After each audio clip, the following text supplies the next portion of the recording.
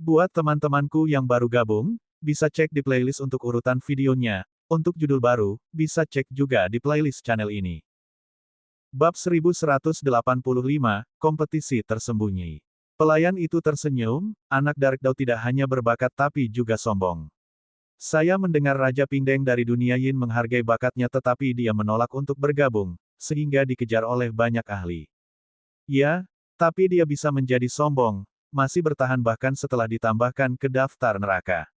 Selama dia bertahan, dia akan menjadi seseorang yang ditakuti oleh para penguasa dinasti pusat. Kata Jiutian Yanyu. Nona, apakah kamu tertarik padanya? Bagaimana kalau kita pergi ke Gunung Jadeblut dan bersaing dengan peri Bai? Pembantu itu bertanya. Yanyu menggelengkan kepalanya dan berkata, pria seperti itu hanya peduli pada kekuasaan, bukan ikatan karma, apalagi wanita.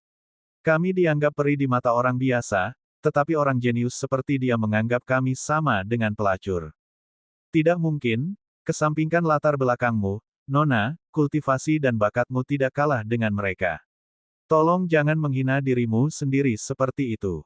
Hanya dengan satu kata dari Anda, para jenius akan berbaris. Pembantu itu buru-buru berkata. Yanyu terkekeh dan melanjutkan menggambar, peri sejati tidak terikat dan tidak ternoda oleh asap kumparan fana, tidak peduli dengan Void atau klan. Baiklah, mari kita tinggalkan masalah ini, saya tidak akan bersaing dengan Baizi, tidak baik menimbulkan perselisihan internal sebelum konferensi. Para Ascender berkumpul di Jadeblut, meskipun mereka adalah naga di antara manusia, mereka tidak memiliki pendukung kuat di Westbull. Itu tidak layak. Pelayan itu berkata, karena yang lain telah memilih Void, Stupa, dan Jadeblut, kita memiliki 9 bunga, kayu, dan gunung Dao yang tersisa. 9 bunga adalah tempat berkumpulnya para bangsawan dari Ethereal, kekuatan ini rumit dan tak terduga. Akan berguna bagi klan jika kamu bisa berteman dengan mereka. Wood memiliki pahlawan yang baru saja kembali dari medan perang, mereka adalah prajurit tangguh yang entah bagaimana selamat. Meskipun latar belakang mereka mungkin tidak terlalu mengesankan, mereka mungkin merupakan target yang lebih baik. Dao memiliki orang-orang jenius dari dinasti pusat. Mereka mungkin mempunyai pengaruh politik tetapi dalam hal pendukung sebenarnya, mereka akan lebih lemah dibandingkan yang ada di 9 bunga. Menurut pendapat saya, Anda harus pergi ke Gunung 9 Bunga, Nyonya. Dua yang terkuat adalah Void dan Stupa, keduanya diambil oleh Luo Suihan dan Chang Lianyi. Saya tidak punya niat untuk bersaing dengan mereka. Kali ini ada 3.000 undangan untuk 6 gunung dan 300 pulau, kata Yanyu. Nyonya, Anda sama kompetitifnya dengan mereka. Semua orang tahu bahwa pemain utama malam ini akan berada di 6 gunung. Peri Bai berkata bahwa dia akan membuat daftar 10 bintang terkuat umat manusia malam ini untuk membangun panggung untuk anak Darkdaw. Jika kamu tidak memilih dengan hati-hati, kamu akan dipermalukan. Kata pelayan itu. Baizi terlalu peduli untuk menang, itu sudah diduga. Dia sudah membantunya bahkan sebelum menikah namun orang mengatakan bahwa dia tidak bersalah. Yanyu tersenyum. Tiba-tiba, sebuah sosok muncul di benaknya, mendorongnya untuk bertanya, di gunung manakah setengah iblis itu berada. Pelayan itu langsung tahu siapa yang dia maksud, hanya satu setengah iblis yang memenuhi syarat untuk bergabung dalam pesta malam ini. Dia menjadi frustrasi, mengira wanita itu membungkuk terlalu rendah. Berteman dengan setengah iblis sama saja dengan menurunkan statusnya. Meski merasa tidak senang, dia tetap berkata dengan hormat, setengah iblis itu tinggal di Pulau Kristal, penguasa penghitung surga dan orang suci Aquamun juga ada di sana. Jika wanita itu tidak ingin bersaing dengan Luo Suihan dan Chang Lianyi, dia pasti tidak akan bersaing dengan wanita jenius nomor 1. Bagus. Kami akan menawarkan layanan kami di Kristal terlebih dahulu dan kemudian saya bisa meminta tip budidaya kepada orang suci itu. Ucap Yanyu sambil memberikan sentuhan akhir pada lukisan animasi tersebut. Asteris asteris asteris. 6 gunung menjulang tinggi di tengahnya, dikelilingi oleh 300 pulau terapung. Tuan penghitung surga dan orang suci Aquamun, kalian berdua adalah pemimpin umat manusia dan lebih dari memenuhi syarat untuk bersama para bangsawan di 6 gunung. Bolehkah saya bertanya mengapa Anda bergaul dengan orang-orang rendahan seperti kami? Zhong Yuan bertanya sambil mengeluarkan melon lagi. Usianya membuat takut semua orang, hampir 5 juta tahun. Pabrik alkimia berusia jutaan tahun sulit ditemukan, sebuah gua mungkin hanya memiliki beberapa. Namun, orang ini dengan mudah mengeluarkan beberapa, dia jelas memiliki latar belakang yang luar biasa. Pelajar itu sudah tahu siapa dia jadi dia tidak terkejut. Dia tersenyum dan berkata, kalau begitu, kami tidak akan beruntung memakan melonmu. Bahkan orang suci palsu pun tidak cukup beruntung. Seorang pelayan datang dan mengiris melon. Keilahian mengalir keluar dan menyelimuti seluruh pulau, berubah menjadi energi drakonik.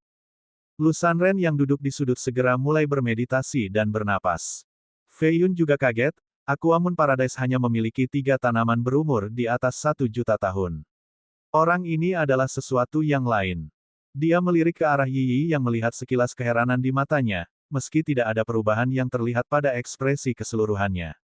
Dia kemudian melirik ke arah Liu Suzi dan melihatnya memelototinya. Energi ungu mengelilinginya, dia ingin menyembunyikan perubahan pada sosoknya.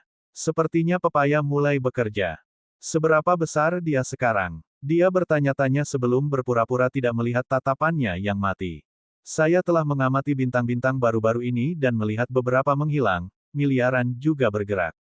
Apa pendapatmu tentang ketidakstabilan ini, saudaraku? Dia bertanya pada sarjana itu. Banyak ahli kebijaksanaan telah membicarakan masalah ini, sebuah perubahan yang jarang terlihat dalam beberapa juta tahun terakhir. Rumor mengatakan bahwa dunia akan menjadi tidak stabil. Meteor akan turun dan memusnahkan semua orang. Penggarap merasa bahwa bencana sedang terjadi. Sarjana tersebut mengetahui hal ini tetapi tidak ingin membocorkan semuanya. Dia berkata, astronomi adalah seni mistik dengan terlalu banyak variabel. Ketika langit tidak stabil, tanda-tanda astrologi juga akan tidak stabil. Kakak Melon, apa istimewanya buah ini? Fei Yun tahu pria itu menyembunyikan sesuatu. Mengapa hal itu begitu tabu bahkan bagi pemimpin para peramal? Adapun Zhong Yuan, dia dengan bersemangat mengatakan bahwa ini aman untuk dimakan dan mengambil sepotong. Sementara itu, seorang Daois muda dari Void Mountain terbang mendekat dan tersenyum, Yang mulia, saudara surga menghitung, kami dari Fortune Grotto ingin mengundang Anda ke tempat kami. Anggurnya lebih enak dan banyak pahlawan menunggu untuk bertemu denganmu, maukah kamu memberi kami kehormatan? Xuan Huaseng menatap keduanya sambil tidak peduli dengan yang lain. Kamu punya anggur dan pahlawan yang bagus di sana. Seolah-olah kita tidak melakukannya. Simen Cuixiao mendengus. Sobat, cobalah melon ini. Saya baru saja membawanya keluar lapangan pagi ini, segar dan manis. Zhong Yuan menawarkan sepotong. Xuan Huaseng mengabaikannya, rasa jijik muncul di matanya. Dia masih tersenyum dan berkata, anggurnya enak dan salah satu dari 4 peri, Peri Luo, ada bersama kita. Rasanya lebih enak lagi jika ada seseorang yang begitu cantik mengisi cangkirnya. Bab 1186, bolak-balik. Semua orang bisa mendengar implikasinya, bahwa mereka lebih unggul karena Peri Luo ada di sana. Sepertinya aku harus mengundang Peri Luo ke sini. Simen Cuixiao mengerutkan kening dan berdiri. Seolah-olah Anda dapat mengundangnya, Xuan Huaseng ingin mengatakannya. Namun, sebuah kereta putih yang ditarik oleh 7 burung bangau dewa datang dari kejauhan. Sopirnya adalah seorang pelayan cantik, memerintahkan mereka untuk mendarat di sebelah Crystal Island. Jiutian Yanyu kemudian turun, menunjukkan kepada semua orang mengapa dia mendapat gelar peri. Setiap tindakan memancarkan keanggunan dan daya tarik dengan tetap mempertahankan suasana bersahaja. Kulitnya seputih gaunnya. Dia berjalan mendekat dan tersenyum, Putra Mahkota, apakah Anda ingin mengundang saingan saya? Cuixiao selalu sopan kepada para wanita. Dia menundukkan kepalanya dan menangkupkan tinjunya sambil berkata, tidak, tempat ini memiliki cukup rahmat karena kedatanganmu, tidak perlu mengundang orang lain. Dia duduk kembali setelahnya. Putra Mahkota, Xuan Huaseng mendengar ini dan melihat lagi ke arah Cuixiao. Dia tiba-tiba teringat seseorang dan terkejut, mungkinkah itu dia? Jika itu masalahnya, salah satu dari 4 peri akan memberinya wajah karena, wajahnya, sebesar itu. Huaseng segera pergi dengan kesal, tidak lagi bersikap arogan seperti sebelumnya. Fei Yun mulai berspekulasi juga dan dengan cepat memberikan jawaban yang mengejutkan, statusnya sangat berbeda dari sikapnya, betapa tidak proporsionalnya. Yanyu memiliki lukisan yang dibungkus perunggu, menganggapnya sebagai harta berharga. Suaranya senyaman burung bulbul, keterlambatan saya karena memikirkan hadiah yang cocok, mohon maafkan kekasaran saya. Saya akan menghukum diri saya sendiri dengan 3 cangkir. 3 cangkir anggur otomatis terbang ke arahnya bersama dengan toples perunggu. Nektar manis mengalir keluar dan memenuhi ketiganya. Cui Xiao menyikut Fei Yun 2 kali dan tidak melihat reaksi. Karena itu, dia memutuskan untuk memukul pantatnya. Diraba-raba membuatnya berdiri dan menatap ke arah Cui Xiao. Ini adalah pertama kalinya dia disergap oleh seorang pria. Semua orang melihat gerakannya yang tiba-tiba dan menoleh. Yuyan siap untuk minum, bibir merahnya hanya beberapa inci dari cangkir batu giok. Karena itu, dia bingung melihatnya berdiri. Cui Xiao mengabaikan kebingungan mereka dan bertepuk tangan dengan keras, "Saudara Feng, Anda adalah pria sejati, kami perlu belajar dari Anda." Semua orang mengerti setelah mendengar ini. Fei Yun menarik napas dalam-dalam dan tidak bisa mengatakan yang sebenarnya kepada mereka. Karena itu, dia menghampiri peri dan berkata, "Saya menerima rahmat Anda dalam bentuk harta roh saat itu pada saat krisis. Hari ini, saya akan meminum hukumannya sebagai pembayaran." Dia menghabiskan ketiga cangkir itu dan duduk kembali. "Itu pembayaranmu, 3 cangkir anggur. Bahkan jika peri itu berbaik hati menerima ini, kami tidak akan melakukannya." Cui Xiao terbatuk. "Ya, tidak ada makan siang gratis di dunia ini, Saudara Feng, kamu agak tidak jantan. Paling tidak, kamu harus memberi peri itu melon." Zhong Yuan tertawa dan berkata. Dia mengeluarkan melon seperti batu giok dan menyerahkannya kepada Fei Yun, "Saudaraku, namanya Icehat Fox Melon, telah tumbuh selama 108 siklus, selaras dengan jumlah konstelasi takdir. Tadinya aku akan memberikannya kepada peri sebagai hadiahku, tapi karena kita rukun meskipun ini pertemuan pertama kita, kamu bisa memilikinya." Zhong Yuan memiliki wajah besar dan mata kecil. Sekarang, dia bahkan memicingkan matanya sambil menatapnya. Fei Yun secara alami memahaminya dan berkata, "Saya akan menerima sikap baik Anda, Saudara Zhong Yuan. Hari ini, saya akan memberi peri bunga pinjaman. Terimalah melon ini yang berumur lebih dari 12 juta tahun." Dia mempersembahkan melon seperti giok kepada Jiu Tian Yanyu. Dia telah menerima banyak hadiah tetapi tidak pernah menerima hadiah setua itu.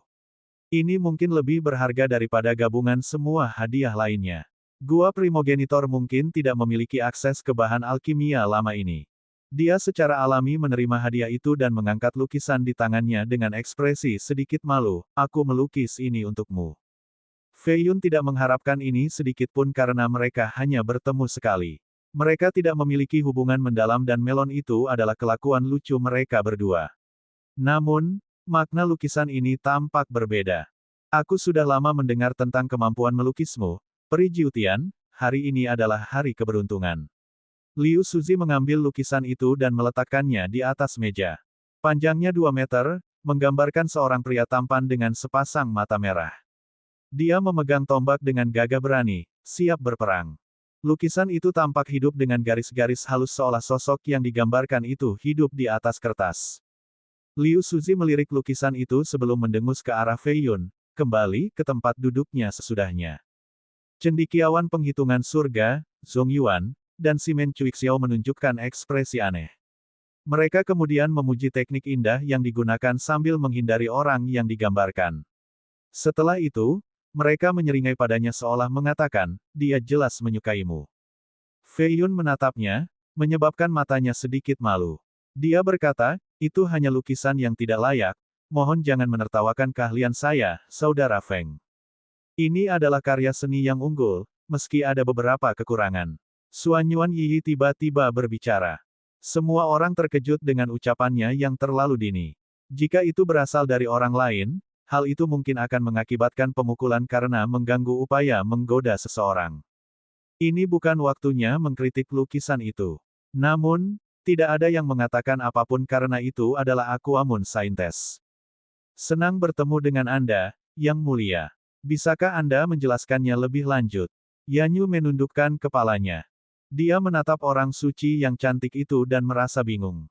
Wanita itu harus menjadi seorang kultivator yang tercerahkan, unggul dalam dao dan kondisi mental.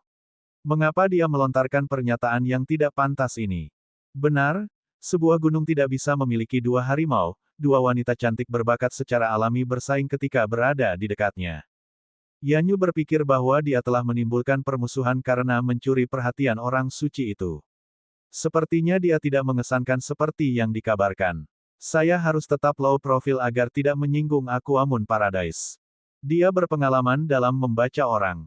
Sayangnya, alasan sebenarnya tidak dia ketahui.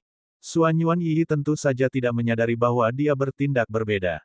Yang lain memahami sesuatu dan menutup mata mereka, tidak ingin terlibat dalam pertempuran antara orang suci dan peri. Manusia harus tahu untuk menjauh. Fei Yun melakukan hal yang sama, menutup matanya sambil membayangkan mengapa Suanyuan Yi yang baik hati bersikap agresif. Tampaknya tidak hanya tanda-tanda astronomi yang berubah, bahkan hati wanita pun menjadi lebih sulit untuk dibaca. Suanyuan Yi menunjuk ke lukisan itu dan berkata, "Peri Jiutian, Anda tidak diragukan lagi adalah seorang pelukis tiada taraf dengan sedikit saingan.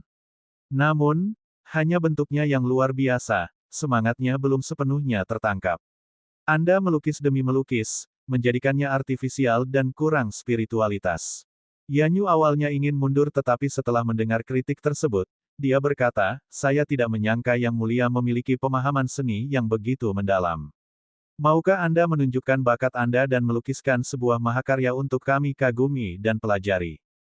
Saya sama sekali tidak mahir melukis dan kaligrafi, saya kebetulan memahami saudara Feng dengan cukup baik. Yang digambarkan di sini hanyalah kerangka, tanpa temperamen dan kepribadian aslinya," kata Yi. Fei Yun berpikir bahwa dia sudah bertindak terlalu jauh hari ini dengan bersikap kompetitif. Ini bukan perilakunya yang biasa. Sepertinya Jing Yue benar. Tidak ada cara bagi saya untuk menegakkan aturan kesetaraan, perempuan hanya bersaing satu sama lain. Pasti ada piramida. Dia tidak ingin hal ini berlanjut sehingga dia terbatuk dan berkata, "Aku hanya merasa senang bertemu Peri Jiutian satu kali jadi dia hanya melihat satu sisi diriku. Saya sudah kagum dia bisa memotret penampilan saya bertahun-tahun kemudian."